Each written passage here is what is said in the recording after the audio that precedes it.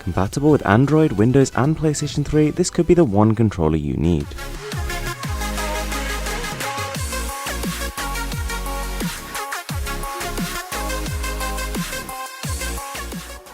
Retailing at $39.99 US, the GameSir G3S is on the high end of Android gaming controllers, but its functionality extends quite a bit beyond that.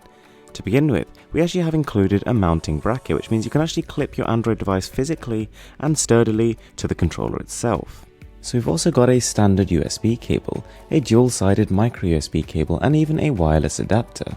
Now the controller itself can look a little bit bare, but turning it on and you do have 4 coloured LEDs under the action buttons, which do give it a bit of much needed flair. We've got 4 indicator LEDs at the bottom which tell you which mode the controller's in, so you can connect to X input, Windows. It can even act as a mouse when you're actually connected to your Android device. Alternatively, you can just switch it to navigation mode and things become a lot easier. And then it comes to gaming, and I have to say the experience is really impressive with the games that are coded to take advantage of a controller, which I suppose is an increasing amount given how serious gaming is becoming on Android as a platform and as devices get more and more powerful.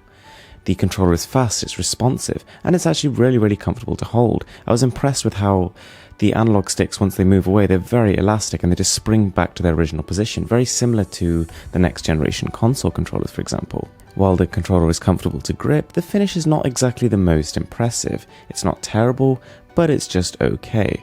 The face buttons are absolutely great, they've got a good amount of travel to them, and they feel really fast and responsive, but the triggers are just a tiny bit mushy. Not exactly terrible though. So as well as being able to play native Android games, you can also hook this up with a variety of different apps to be able to play emulators, and this is a big part of where the Bluetooth sort of scene on Android really makes sense.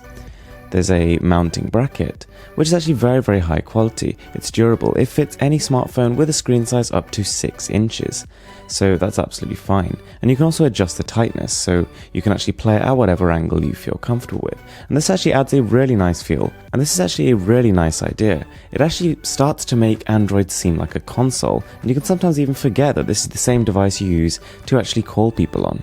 Whilst we do have haptic motors here, which could potentially enhance the gaming experience, it's just an unfortunate thing we have to accept that 99.9% of Android games just don't support it. From my testing, the battery lasted about 16 hours, which is actually really quite impressive. It's rechargeable, and if you don't want to have the hassle, you can always just stick a cable in, which is also included. Unfortunately though, while the controller really is great at what it does, for games that support it you have this awesome gaming experience. It's just not really what Android is heading towards, I don't think. The fact that most games are still, and probably always will be, designed, initially at least, for touchscreen displays just means that most titles are just not enjoyable to play with this controller. Having said that, the versatility of the device, the fact that you can connect it to Android, Windows, PlayStation 3, and it even says it's possible to connect it to an iOS device, combined with its console quality controls, I have to say, the GameSir G3S has impressed me. Thanks a lot for watching, I'm Mr. Who's the Boss, and this is Insanely Cool Tech.